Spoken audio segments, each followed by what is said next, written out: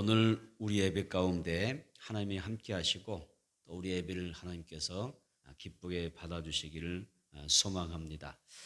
창세기 6장 8절 한번 봐볼까요? 창세기 6장 8절을 보겠습니다.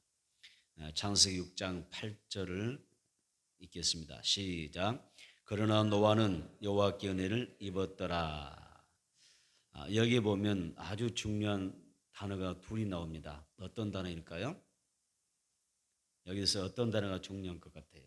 그러나, 그리고 은혜란 단어입니다. 그러나, 은혜, 이런 단어죠. 그래서 여기 창세기 6장의 본문에서 굉장히 중요한 단어가 이렇게 의미를 가지고 있습니다. 하나님은 이 세상이 타락했을 때에, 죄악이 아주 극도로 타락했을 때에 여기에 세상을 홍수 심판을 통해서 다 쓸어버리기를 작정하셨습니다. 홍수 심판으로 멸망을 작정하셨습니다. 그래서 이 땅의 모든 생명체는 다 죽는 거예요. 그렇죠? 이 땅의 모든 생명체는 사람이든 기는 것과 그 다음에 모든 생명체는 새든 할 것 없이 동물이든 다 홍수에 휩쓸려서 죽게 돼 있었어요. 이것이 홍수 심판입니다. 하나님이 이것을 작정하셨습니다. 작정하셨는데 그러나 하나님의 은혜를 입은 자가 있다는 거예요. 하나님의 은혜를 입은 자가 있다. 그가 누굽니까? 노아죠. 그래서 노아와 그의 가족은 세상의 모든 인류를 이 지구의 상에서 다 쓸어버릴 텐데 홍수심판은 멸할 텐데 유일하게 노아는 하나님의 은혜를 입어서 구원받았다는 거예요. 자, 여기에서 우리도 하나님 앞에 은혜를 입어서 마지막 날에 하나님의 은혜가 우리 모두에게 임해져서 우리도 구원받게 되기를 축복합니다. 그러면 우리는 여기에서 어떤 하나님의 은혜를 입어야 되느냐? 자, 노아가 하나님의 은혜를 입고 심판을 면했잖아요. 우리는 어떤 은혜를 입어야 되느냐? 첫째는 세상에서 구별될 수 있는 은혜를 받아야 됩니다. 세상에서 구별될 수 있는 은혜를 입어야 된다 하는 것입니다. 창세기 6장 5절 보겠습니다. 시작. 여호와께서 사람의 죄악이 세상에 가득함과 그의 마음으로 생각하는 모든 계획이 항상 악할 뿐임을 보시고 그랬습니다. 좋습니다. 사람의 죄악이 세상에 가득하더라. 세상에 이 땅의 모든 사람들 속에 죄가 가득 차 있는 거예요. 또 그들의 마음과 생각하는 모든 계획이 뭐라고 했어요? 항상 악하다는 거예요. 생각하는 것, 마음 먹는 것, 계획하는 것마다 사람들이 죄악이 막 꽉 차 있어서 그들이 하나님 보시기에 악한 것밖에 보이지 않는다는 거예요. 이것이 노아 시대의 사람들의 모습입니다. 죄악상이죠. 사람들의 생각은 삶은 죄악으로 가득 차 있고 생각하고 계획하는 모든 것이 항상 악했다고 하나님은 평가하는 것입니다. 하나님이 이런 삶들을 바라보시면서 아주 중요한 결정을 하셨는데 그게 뭐였어요? 홍수 심판이잖아요. 창세기 6장 6절 7절 보겠습니다. 시작. 땅 위에 사람 지으셨음을 한탄하사 마음에 근심하시고 이르시되 내가 창조한 사람을 내가 지면에서 쓸어버리되 보세요.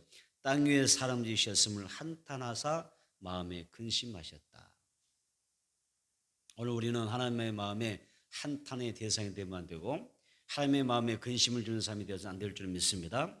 또 성경도 나와 있잖아요. 성령을 근심하게 하지 말아라.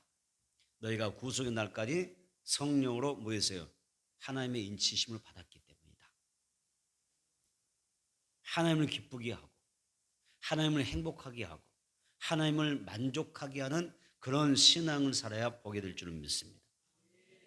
그래서 여기 보면 악한 사람도 보면 하나님이 한탄하셔요.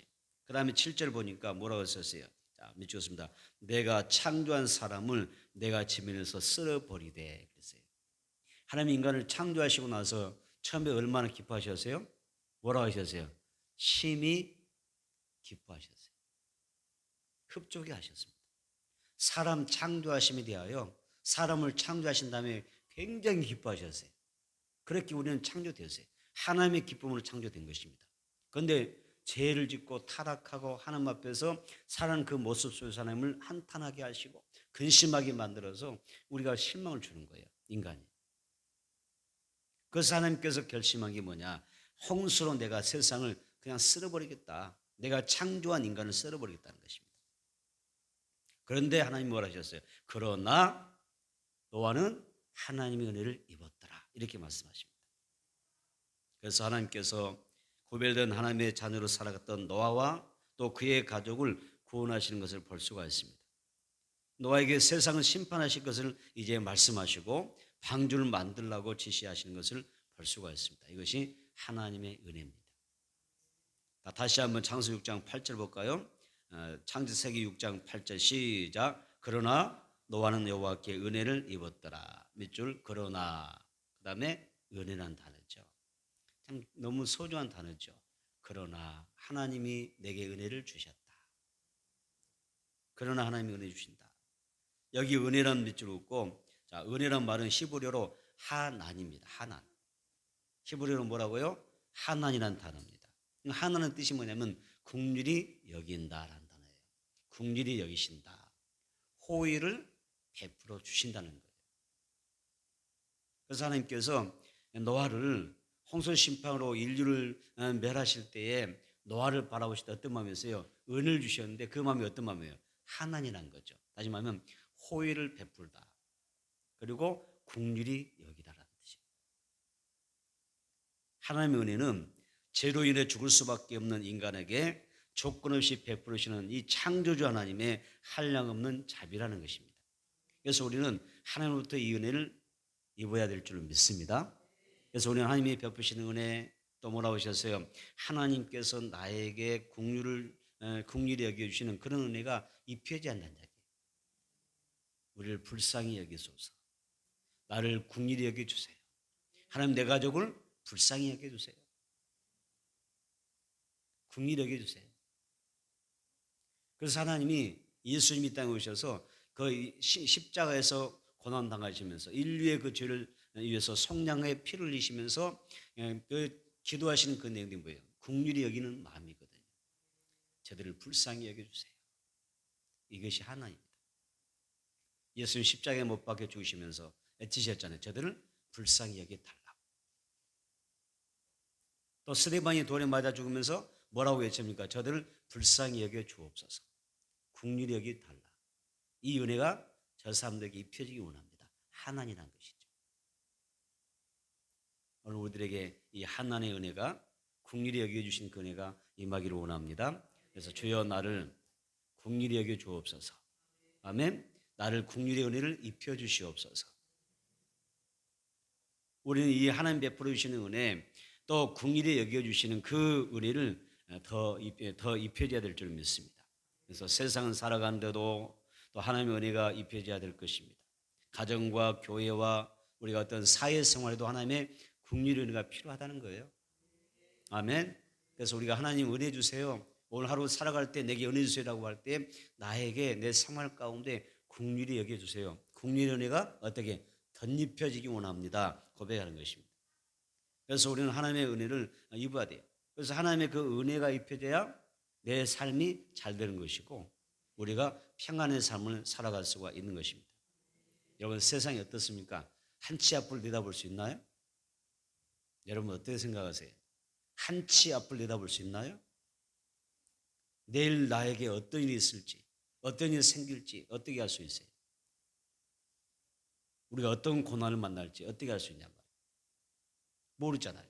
그런 세상 가운데 하나님이 나에게 긍휼의 은혜를 입혀주셔서 그렇죠? 결정적인 그 순간순간마다 성령님께서 인도해 주시고 보호해 주시고 아멘 지켜주시고 또 선한 길로 이끌어 주시는 그런 축복을 받아야 한다는 이야기죠.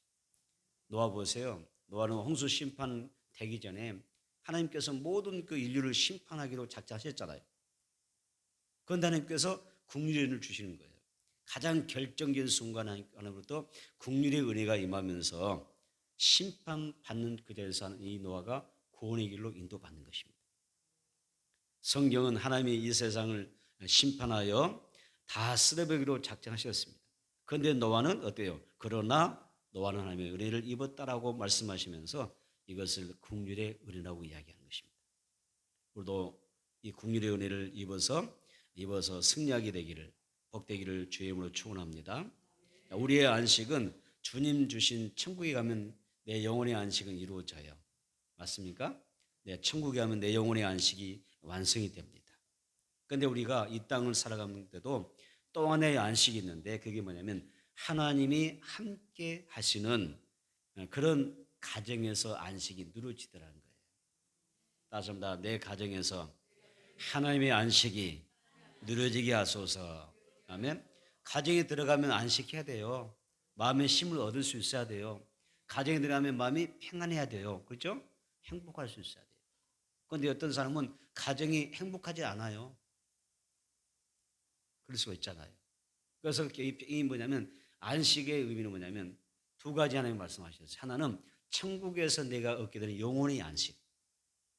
그리고 또 하나는 가정에서 안식을 누려야 된다는 것. 이 복을 우리가 받아야 된다는 것입니다.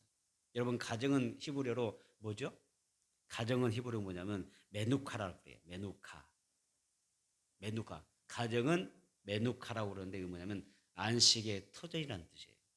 다시 합시다. 가정, 메누카, 안식의 터전.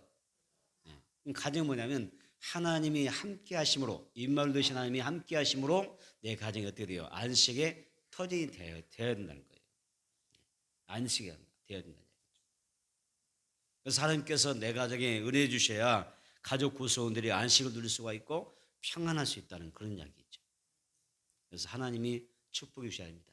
하나님이 지키지 않으면 파수꾼이 경성하면 허사고 지킨 자의 수고가 헛되죠. 그렇죠? 하나님이 내 가정을 세워주셔야 될 줄은 믿습니다. 그래서 그런 은혜가 임할 때에 안식할 수 있다. 이렇게 이야기합니다. 그래서 은혜를 뜻하는 단어가 둘이 있어요. 은혜라는 단어가 두 개 있어요. 하나는 아까 이야기했던 하나.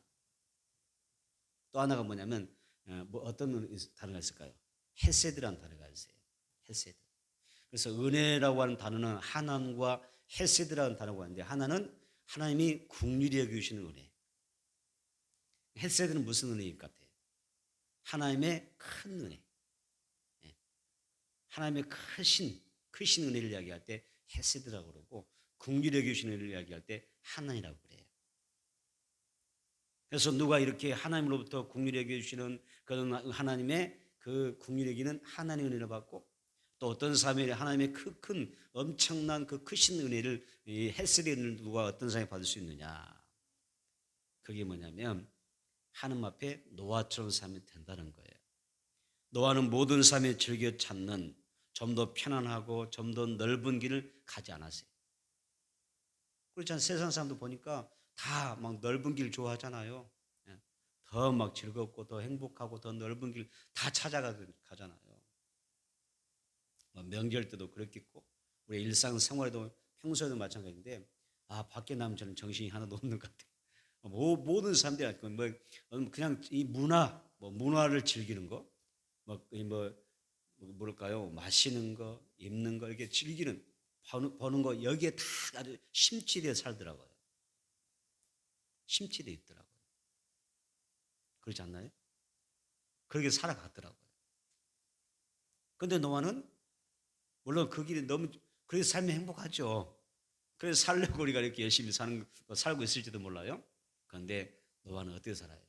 많은 사람이 즐겨 찾고 넓은 길 가고 싶어하는 그 길을 노아는 선택하지 않습니다. 모든 삶이 예민한 길을 걷습니다. 그렇죠? 보통 사람이 생각하는 길을 가는 게 아니에요. 아무도 찾지 않는 길을 갔죠. 또 혼자만의 정말 힘들고 고단한 길을 좁은 길을 찾아 걸었습니다. 그래서 세상 사람들이 보면 어쩌면 이 노아를 보면서 뭐라고 그럴까요? 자, 저 바보 천치 같은 사람, 어리석은 사람, 인생은 단 한 번, 딱 한 번밖에 못 사는데 왜 저렇게 어리석게 살까? 이렇게 말할 수 있다는 거. 노아의 인생을 보면서. 왜냐면요, 노아는 하나님의 사명을 완수하기 위하여 120년을 사명에 몰입했거든요. 몇 년? 오직 사명 하나에 120년의 세월을 온전히 하나님 앞에 몰빵한 거예요. 대단하잖아요. 그러니 세상 사람 볼 때 얼마나 어리석어요. 이 바보 같은 사람 왜 저렇게 살까? 모든 사람이 이렇게 평가했을 텐데 왜 저 사람도 우리처럼 이렇게 뭐 이렇게 즐기고 행복하게 살지, 저곳에 산꼭대에서 저곳에 120년 동안 산꼭대기에 박혀서 저렇게 살아갈까 생각했을 텐데, 하나님이 정말 마지막 때 하나님께서 홍수 심판할 때 봐보세요. 다 세상에 즐기던 사람들은 다 죽었어. 누구만 살았어요? 산꼭대에서 120년 동안 뭐 한 사람만, 방주를 열심히 짓던 사람만 살아남았어요.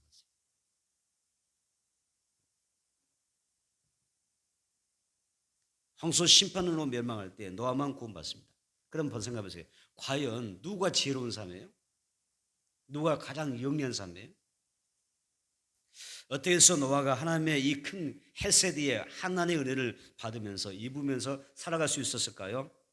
창세기 6장 보겠습니다. 창세기 6장 9절 중간쯤 한번 봐보세요. 창세기 6장 9절 중간, 노아는부터 시작. 노아는 의인이요 당대의 완전한 자라 그는 하나님과 동행하였으며, 밑줄 그으세요. 의인, 그 다음에 당대 그 시대의 완전한 자, 그 다음에 하나님과 동의했다는 것입니다. 여러분 이게 뭔지 아세요? 노아의 신앙을 성경이 정확하게 평가해 준 겁니다. 단 세 단어로 평가하는 거예요. 문장으로. 노아는 의인이다. 노아는 당대 그 시대의 완전한 자다. 노아는 어떤 사람이다? 세상 사람, 모든 사람은 하나님을 등지고 살았지만 노아는 어땠어요? 하나님과 일평생 동의한 사람이다. 이게 노아 신앙의 평가입니다. 노아는 모든 삶이 죄와 타락의 길을 세상을 살아가며 막 달려갈 때 그는 오직 말씀에 순종했고 어땠어요? 세상과 구별된 삶을 살았고 하나님과 동행하며 살았다고 이야기합니다. 그래서 성경이 의인, 완전한 자, 하나님과 동행이라고 이야기합니다. 오늘 우리의 신앙은 어떨까요? 이 세 단어 중에 들어 있겠죠? 단어가 있겠죠? 나는 믿음으로 말미암아 살아가는 의인이요, 나는 이 시대에 말씀에 순종하는 완전한 자로 살기를 소망하며 하나님과 동행한 자입니다. 그 중에 하나는 딱 잡혀져 있어야 되지 않을까? 평가되지 않아야 될까요? 하나님은 의인, 당대 완전한 자, 하나님과 동행하는 자, 동행은 노아에게서 국률의 은혜라고 하는 하나님을 주셨고 큰 은혜라고 하는 헬세드의 그 복을 입혀 주셨던 것입니다. 그래서 하나님은 노아에게 홍수 심판에 대하여 미리 알려주십니다. 예고합니다. 어떻게? 준비하게 해주신 거예요. 홍수 심판을 알려주시고 또 방주를 짓게 함으로 노아와 그 가족 전체가 구원받을 수 있는 길을 열어주신 것입니다. 나와 여러분도 더욱 하나님 앞에 하나님과 동행하고 아멘, 구별된 삶을 살아서 하나님 앞에 순종하는 삶을 살아서 하나님의 은혜가 크게 입혀지는 여러분과 여러분의 가족이 되기를 주님으로 축원합니다. 두 번째는 방주에 들어갈 수 있는 은혜를 입어야 한다는 이야기입니다. 방주에 들어가야 돼요. 홍수 심판에는 다른 방법이 없어요. 어디에 들어가야 돼요? 방주에 들어가야 사는 거예요. 아멘. 이 시대는 어때요? 예수 안에 들어가 살아요. 예수가 우리의 구원의 방주입니다. 예수 밖에 살면 구원받을 수 있어요, 없어요? 못 사는 거예요.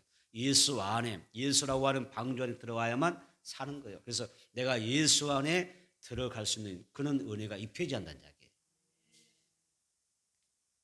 하나님의 은혜를 입은 노아가 자신이 할 일을 하나님으로부터 계시를 받아요. 그래서 노아는 멸망할 사람들에게 이제 홍수가 올 것이니까 홍수 심판이 날 테니까 대비하라라고 하는 심판과 구원의 메시지를 세상 사람들에게 전해야 할 사명이 누구에게 있었어요? 노아에게 있었어요. 그리고 많은 사람의 생명을 우리가 받아들일 수 있는 그런 뭘 만들어야 돼요? 큰 배를 만들어야 됐어요. 큰 배를 만들게 하셨어요. 이것이 노아의 삶이고 이것을 120년 동안 사명을 수행하지만은 어떠세요? 세상 사람들은 노아가 메시지를 전하든지 뭐라고 고민하든지 그 살아가는 모습을 보면서 냉소적이고 그리고 적대적으로 바라보는 거예요. 비웃고 어리석은 사람 저런 미련탱이 이렇게 애치는 거예요. 말하는 거예요. 노아가 얼마나 속상했을까요? 속 많이 상했을 것 같아요. 속 많이 상하죠. 자, 누가복음 보겠습니다. 이 노아의 삶에 대해서 누가복음에서 이렇게 소개하고 있습니다. 누가복음 17장 27절입니다.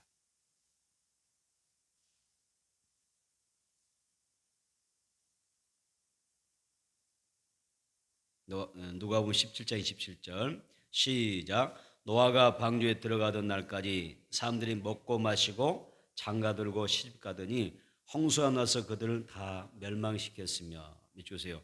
자, 노아가 방주에 들어가던 날까지 심판 날까지 심판이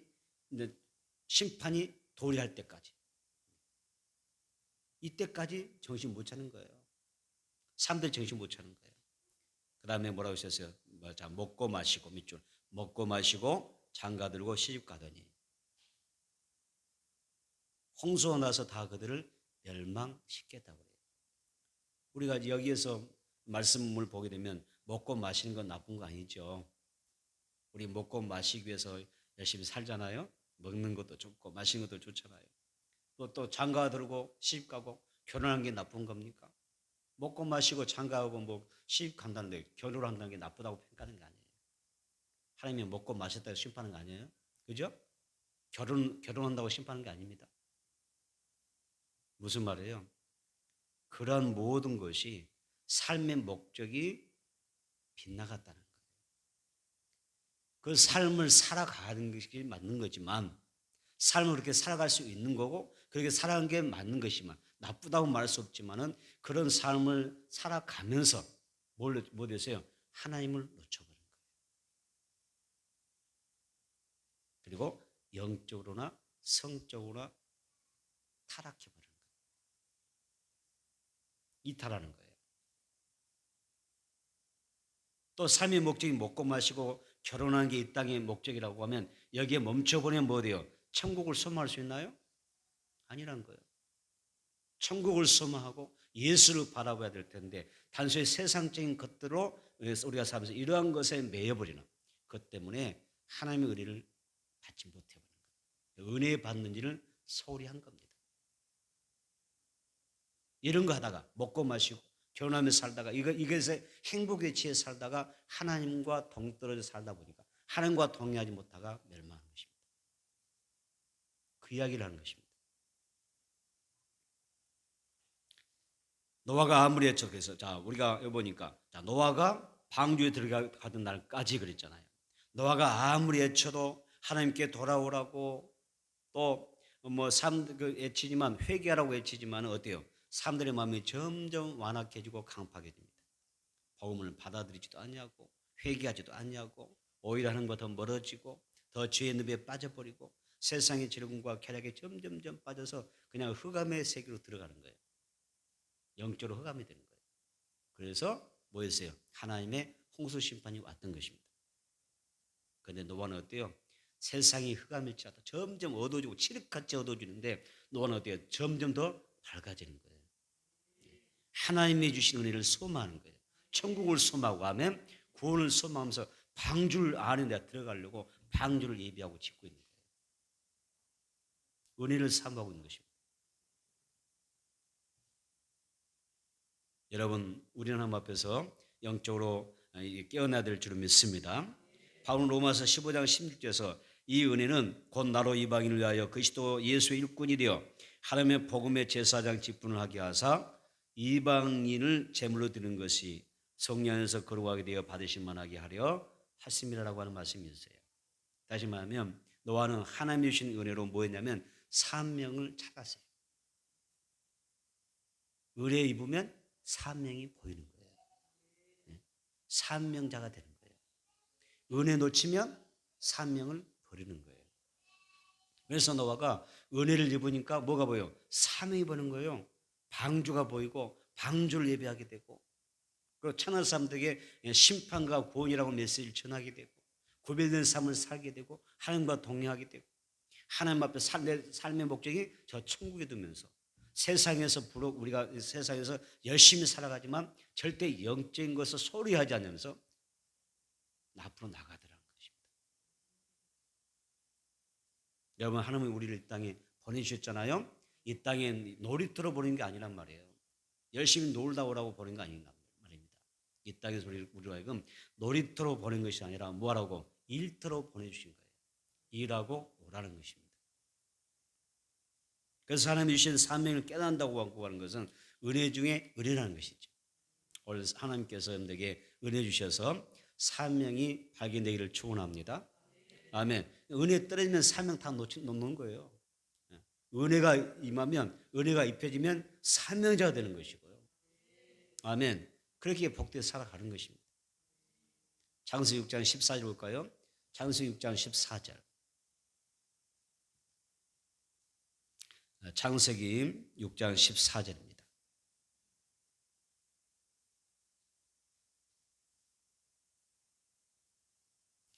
시작. 너는 고페르 나무로 너를 위하여 방주를 만들되 그 안에 칸들을 막고 엽전 그 안팎에 칠하라. 믿겠습니다. 너를 위하여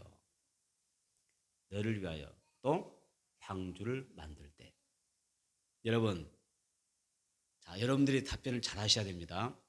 자, 왜 예수를 믿어야 합니까? 아직 감이 안 떨어졌습니까? 안 떨어졌어.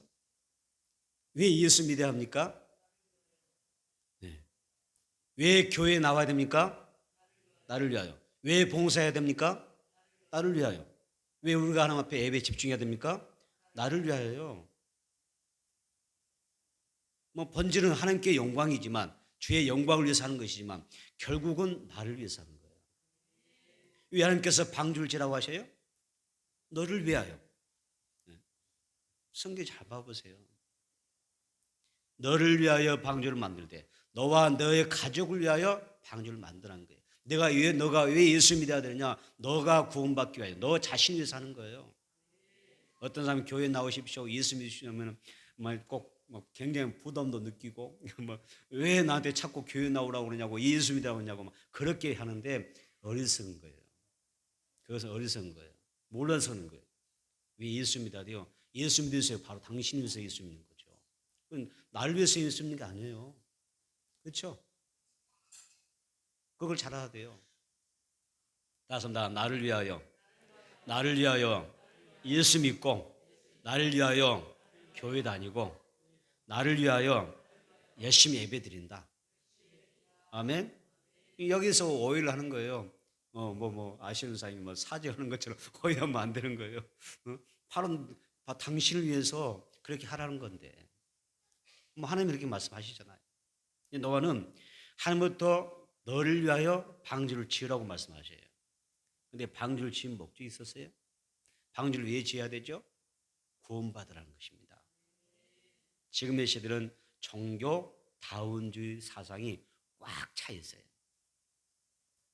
제가 저 모안에서 이 목포를 향해서 쭉 이렇게 차를 타고 오는데 저 청계면에 대학교 앞마당 쪽에서 프랑카드 하나 딱 걸려 있더라고요. 양성 축제를 하면서 굉장히 홍보하는 그런 걸 봤어요. 야, 우리 목포 쪽도 벌써 이런 게 꽉 차네. 양성 옹호하는 이 광고, 이 프랑카드 막 이렇게 걸려 있더라고요. 깜짝 놀랐어요. 나는 어디 이쪽에서만 그런 줄 알았는데, 아니 이런 지방계까지 그런 게 막 퍼져 있더라고요. 대학교 정문이 그런 거리 중 말이에요. 도로변에 딱 걸리더라고요. 깜짝 놀랐어요. 그럼 이 시대에 이 세대, 이 세대 아이들에게, 청년들에게 저게 얼마나 큰 영향을 줄까? 얼마 후면 내 집안에 딸 사이가 도울 수가 있어요. 딸 사이란 말이 맞나요? 제가 순간적으로 여기에 혼돈된 것 같은데. 여러분,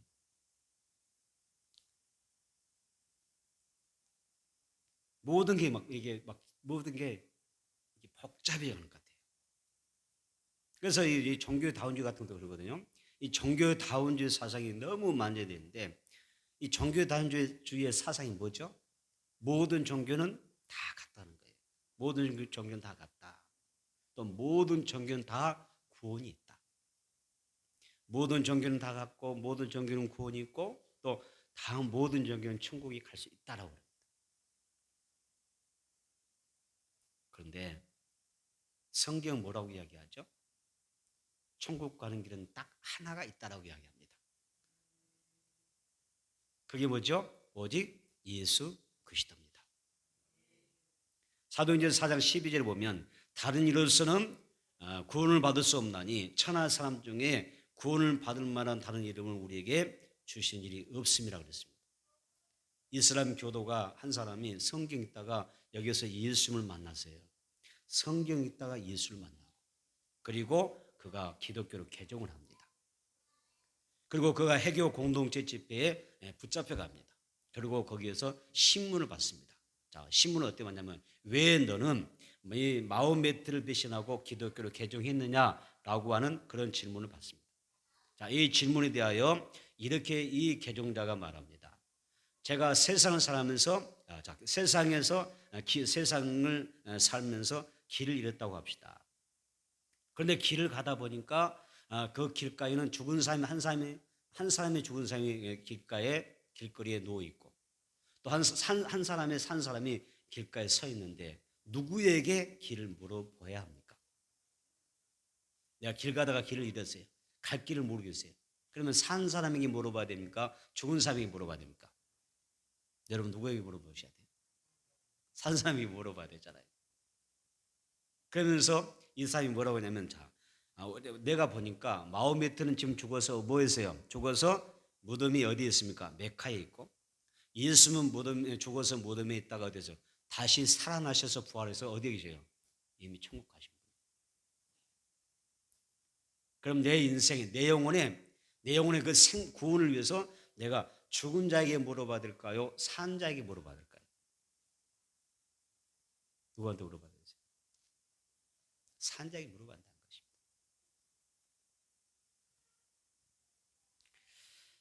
여러분 여기에 답이 있습니다. 많은 사람이 천국에 가는 길을 나름대로 알겠는데 그렇죠? 어떻게 하면 좋은 곳에 갈 줄 알겠는데 천국 가는 길을 정확히 모른다는 것이죠. 여러분은 길이요 진리요 생명이신 예수만 바라보고 가면 천국 길이 활짝 열리게 될 줄 믿습니다. 이것이 하나님 앞에 받은 은혜라는 것입니다. 또 천국 가는 방법입니다. 노아가 산 꼭대기에서 120년이라는 세월 동안 방주를 지었어요. 여러분 조금 일해 보시니까 아시잖아요. 어떤 일 할 때 한 달 하면 지루하지 않을까요? 한 달만 여러분 어디 요즘 이렇게 조금만 이게 뭐 건물도 짓고 그러잖아요. 요즘은 막 개인적으로 하는 경우 많죠. 셀프로 짓는 경우도 많잖아요. 한 달 하면 피곤하고 지치고 뭐 지루해서 더 이상 못 할 거예요. 6개월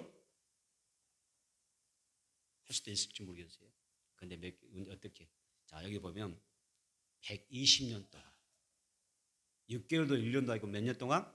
120년 동안 노아가 방주 어디에 지고요? 저 산 꼭대기 유다산 꼭대기에서 지어. 재료 다 끌고 갈 길을 날마다 끌어 날리다 뭐 끌고 올라갔다는 이야기잖아요. 얼마나 힘들었겠어요.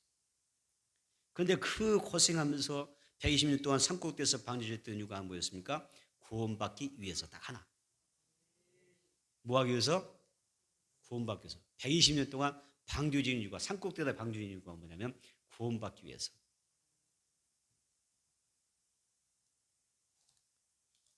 여러분 하나님과 함께 할 시간이 없습니까?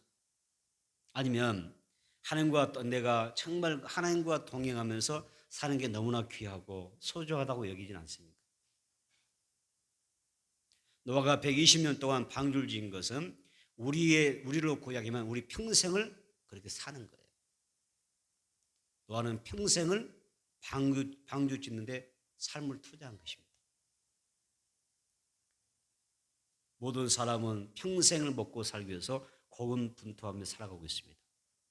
이 와중에서 우리가 절대 놓치지 말아야 될 게 뭐냐면 나의 구원을 이루기까지 아멘. 어떻게 해야 돼요? 평생을 어떻게 해요? 방주를 예비하는 삶을 살아가는 거예요. 놓치면 안 돼요.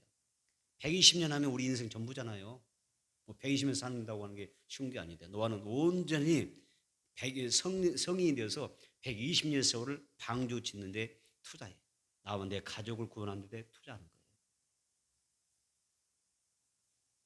여러분 중요해요. 어떤 사람은 시간이 없다고, 기도하는 시간이 없고, 예배하는 시간이 없고, 교회 나갈 시간이 없다고 그런 말 하면 안 돼요. 120년을 투자해서라도 우리가 쟁취하던 게 뭐예요? 구원이라니까요. 원래 배는 산 아래 짓습니다. 그렇죠? 산 아래, 저 바닷가 해변에다가 해변에서 배를 짓는 것입니다. 여러분 산꼭대기에 배 짓는 사람이 있겠습니까? 그런데 하나님은 이상하게도 노아에게 바닷가가 아니라 저 산꼭대기에서 배를 지으라고 말씀하셨습니다.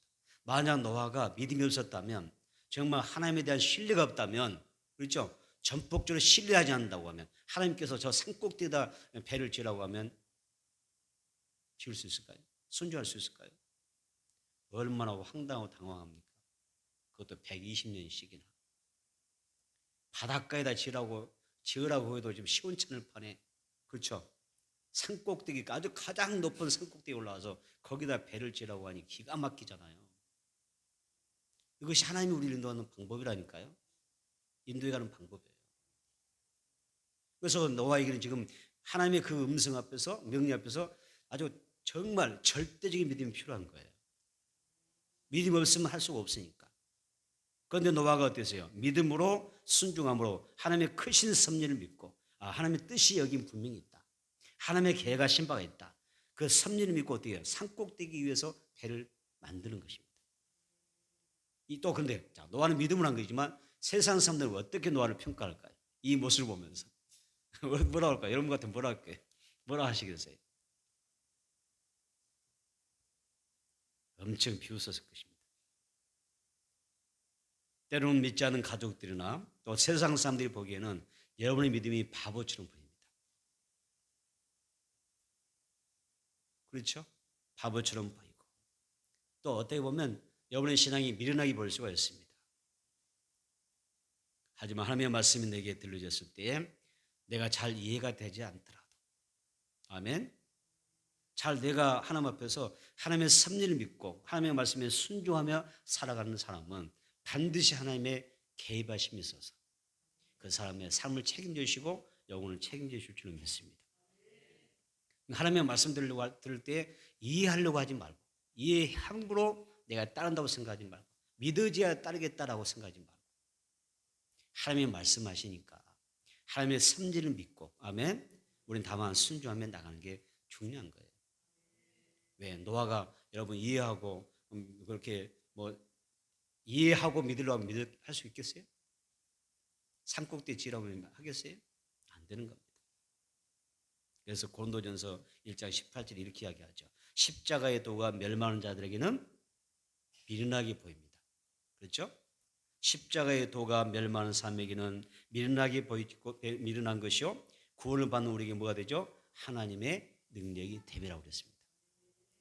하나님께서 산꼭대기에 배를 지으라고 말씀하실지라도, 아니면 나에게 바닷가에 지으라고 말씀하지 않는다고 할지라도, 산꼭대기에 지어라, 바닷가에 말하지 않더라도 어떻게 우리는 어떤 원망이나 불평을 할 필요가 없어요. 우리는 순수한 마음으로 순전히 순종하며 가면 되는 거예요. 노아 같은 믿음이 우리에게 있어지게 되기를 축복합니다. 세 번째, 하나님께 예배드릴 수 있는 그런 은혜가 입혀져야 됩니다. 맞습니다. 예배드림이 은혜다. 예배드리는 은혜가 내게 입혀져야 돼요. 은혜가 입혀져야 돼요. 그래서 은혜를 입은 사람은 하나님을 예배할 수가 있습니다. 이유는 예배는 하나님께부터 은혜 받은 자가 할 수 있기 때문에 그래요.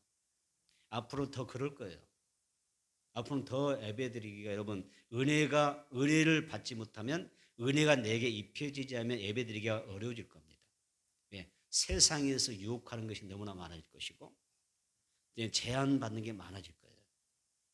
그래서 어떤 경우는 수요예배도 안 드리잖아요. 다 무너져 갑니다. 주일 오후 예배도 사라집니다. 점점 예배가 초라해져 가고 있습니다. 이 은혜가 임해야 되는 거예요. 마지막 시대 하나님의 은혜 있잖아요. 놓아보세요. 혼자 살아남잖아요. 따라서 마지막 시대에 살아남는 은혜. 아멘. 살아남는 은혜가 있어야 되는 거예요. 다 멸망했잖아요. 노아는 살아남았잖아요. 그래서 은혜가 입혀져야 예배드릴 수 있어요. 그래서 하나님 내게 은혜를 입혀달라고, 내게 은혜 달라고, 내게 부어주세요. 예배드릴 수 있는 은혜 주세요. 아멘. 그게 축복이라니까요. 절대 여러분 이 명심하셔야 돼요. 창세기 8장 20절입니다. 창세기 8장 20절에서 21절 상반절까지 보도록 하겠습니다. 창세기 8장 20절로 21절 상반절.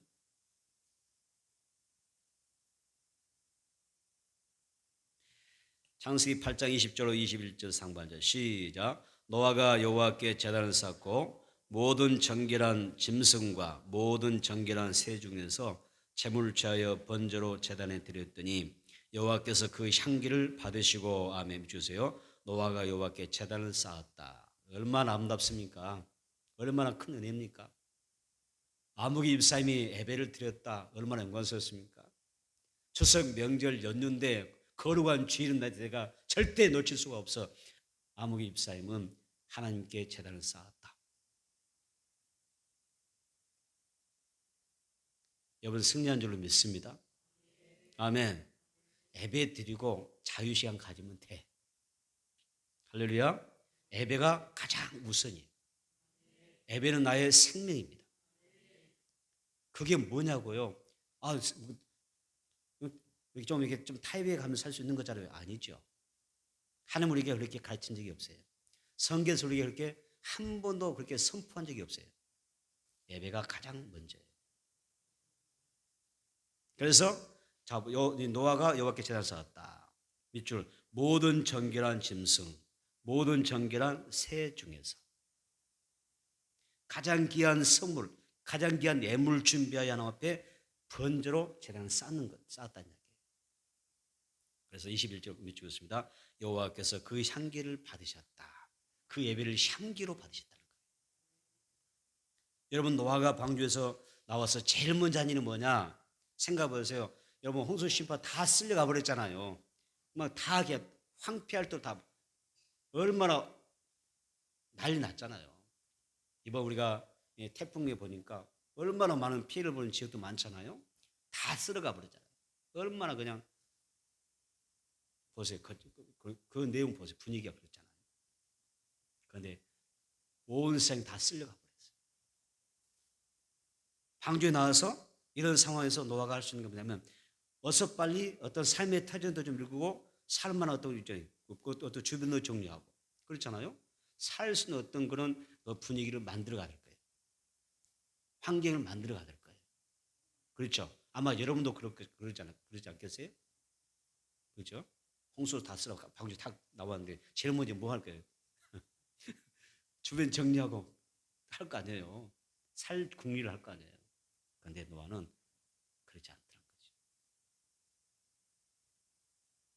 그보다 먼저 제단을 쌓는 것이 가장 먼저예요. 그렇죠? 가장 정결한 짐승과 새를 취하여 하나님 앞에 예배로 드립니다. 그래서 노아의 주장은 우리를 향하여 노아가 이렇게 주장합니다. 당장 터전을 일구는 것도 중요하지만 돈 버는 것도 중요하고 사업하는 것도 중요하지만 복구하는 것도 중요하지만은 뭐예요? 가장 먼저 뭐 해야 되죠? 예배 드려야 된다는 것입니다. 이것이 노아의 주장입니다.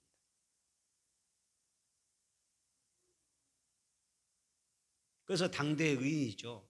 당대의 완전한 자라고 당대의 하나님과 동의한 삶이라고 하나님이 평가하시는 거죠. 자, 하나님은 이런 노아에게 세 가지의 복을 주셨어요. 첫째가 뭐냐면 노아와 그 자녀들에게 복을 넘치게 부으셔요. 창세기 9장 1절 볼까요? 창세기 9장 1절입니다.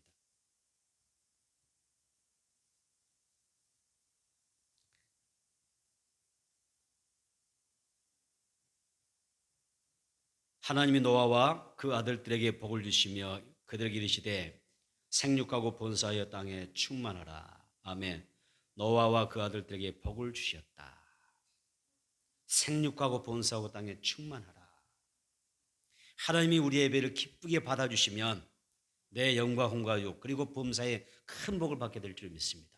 그리고 나와 내 자녀가 복을 받게 돼. 반드시 복을 받게 돼요. 여기 보니까 분명히 말했어요. 노아와 그 아들들에게 복을 주시다 그랬어요. 예배의 성공자에게 하나님은 자녀들에도 복을 주시는 거예요. 승리하시기를 축원합니다. 또 두 번째 보니까 여기서 두 번째 복은 뭐냐면 경제적으로 큰 복을 주셨어요. 경제적인 복을 주셨어요. 노아가 홍수 심판 이후로 경제가 뭐 남아 있겠어요? 그렇죠. 다 쓸어가 버렸는데. 창세기 9장 3절 보겠습니다. 창세기 9장 3절.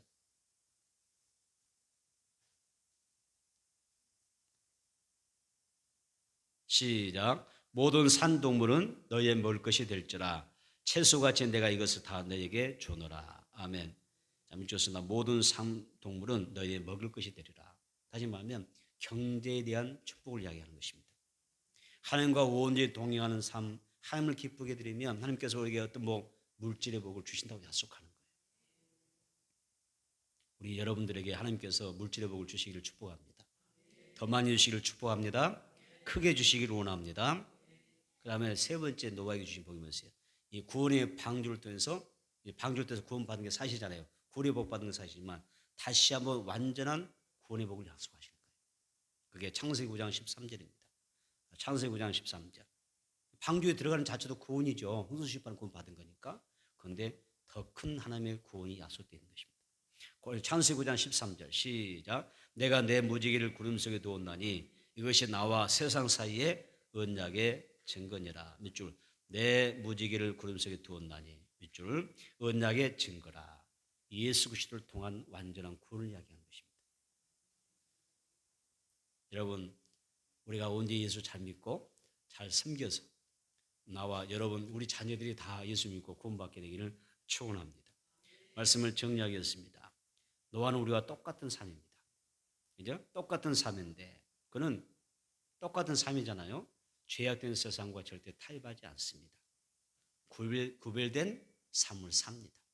여러분, 지금은 구별되기가 쉽지 않죠. 믿는 사람과 믿지 않는 사람이 구별되기 쉽지 않잖아요. 믿음과 불신앙이 요즘은 구별되기 쉽지 않아요. 다 섞여버렸어요. 그래서 어느 것이 참 믿음인지 거짓 믿음인지 분간이 좀 안 될 때가 많아요. 그런데 노아는 구별되었다는 이야기예요. 참 믿음과 거짓 믿음이 구별되어 있습니다. 알곡과 쭉정이가 있듯이 양과 염소가 있듯이 구별되는 것입니다. 여러분 구별된 삶으로 하나님 앞에 인정받기를 축원합니다. 오직 하나님과 동행하고 예배하고 순종하면서 또 세상 가운데 또 우리가 믿음 안에 승리하는 그런 모습을 가졌으면 좋겠습니다. 우리도 노아처럼 타락한 세상을 좀 이겨봤으면 좋겠어요. 다 세상의 문화에 젖어만 들려고 하지 말고 그 가운데도 하나님 앞에 영적으로 서야 될 그런 문화가 있을 거란 말이에요. 우리가 말려들어서 안 될 문화가 있을 거란 말입니다. 문화에 우리가 완전 동화되지 말고 이 땅에 그리스도의 문화를 세워나갈 수 있는 아멘. 그러면서 복음을 전하면서 살아갈 수 있는 그런 성도가 되었으면 좋겠습니다. 그래서 여러분 영과 홍과 육이 범사가 자녀들이 복받기를 바랍니다. 또 가족 공도 시키셔야죠. 또 물질부터 받으셔야죠. 살아있는 물고기는요. 여러분 거센 파도를 어때요? 거슬러 올라가는 것입니다. 죽은 물고기는 어때요? 함께 거센 파도에 휩쓸려 가는 것입니다. 여러분의 믿음이 살았나요? 죽었나요? 세상의 파도 가운데 휩쓸려 가나요? 아니면 거슬러 올라가면서 하나님의 뜻을 이루는 그런 주인공이 되고 있습니까? 잘 살펴보시면서 승리하는 우리 모두가 되기를 바랍니다.